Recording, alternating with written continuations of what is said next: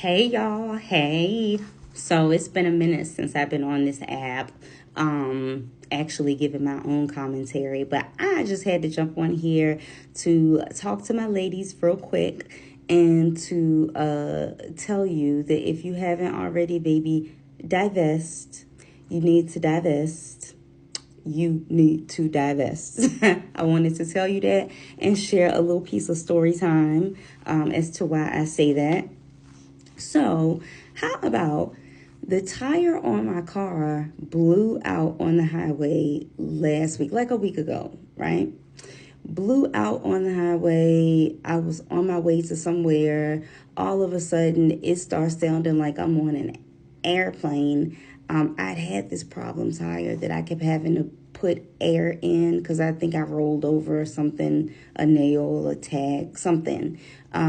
Anyway, but the tire blew on the highway. It starts sounding like I'm on an airplane, and all of a sudden the alert comes on saying, highlighting that tire and saying, like, emergency check tire when possible. So I pulled over on the side of the highway because, like, the car's starting to run funny at this point. I'm like, instead of pushing it, I was like 2 exits away from where I needed to go. I said, instead of pushing it, let me get out and check. So I checked. The tire was blown. And it's so crazy because these newer cars, for as much as the price is increasing, like, you're getting less and less. I didn't have a spare. I didn't even have a donut. All I had was a patch kit that came with this car, which if I had used that before the tire blew, when it was just like a nail or a puncture, would have helped. But at this point, there was no patching, no kitting, this tire needed to be replaced. So I purchased a tire online, and it cost every dollar that I had. I purchased the tire online. I did not know what would happen, what to do with it when it came. So let me back up. So the day that the tire blew, I called two guys who I thought were friends. They looked like me, like this, not like this. Like Funky Dineva often says, if you follow him, shout out to Funky Dineva. They look like this, not like this. One of them, he was just no help whatsoever. We just gonna call him Dusty. Dusty was absolutely no help. The second one, we'll call him Jerk. So I got Dusty and I got Jerk.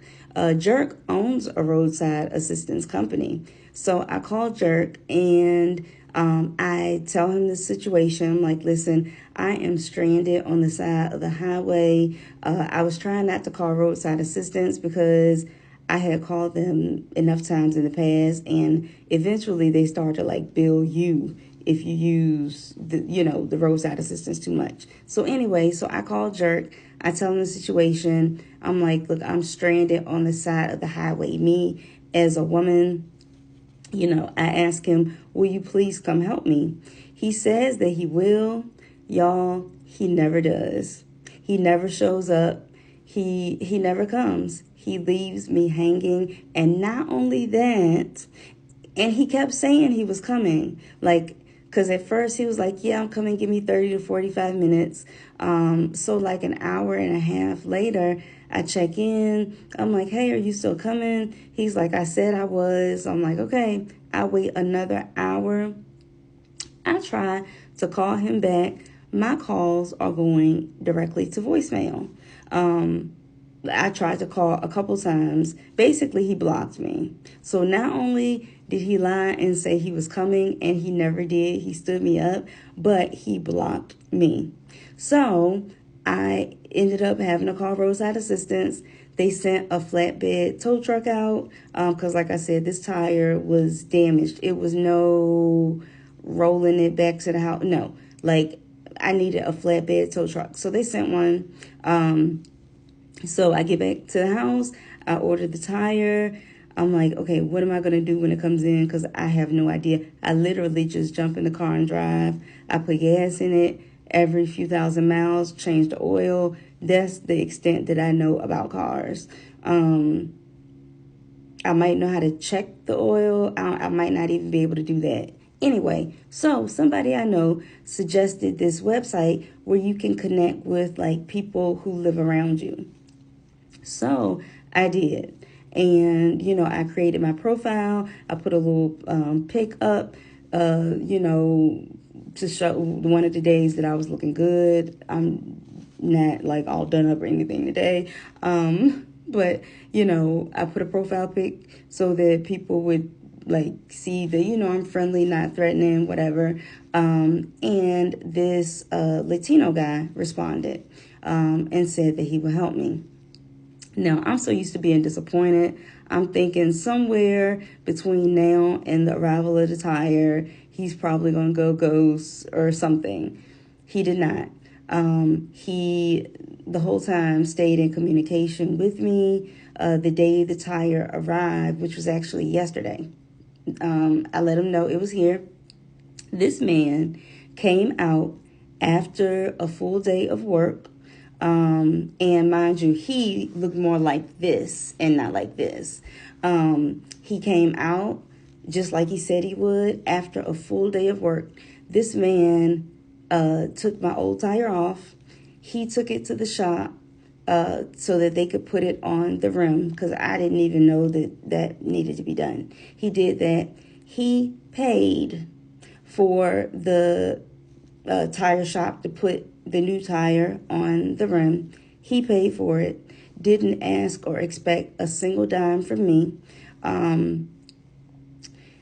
He came back to the house, changed that tire, made sure that it was safe and sound, that I was safe and sound, that I got in safely, that everything was safe. I felt like, my goodness, he's gone above and beyond. The least I can do, I asked if he had eaten. He said, actually, no, I haven't. But I was like, well, can I get you Chipotle or something just to say thank you because you have gone above and beyond.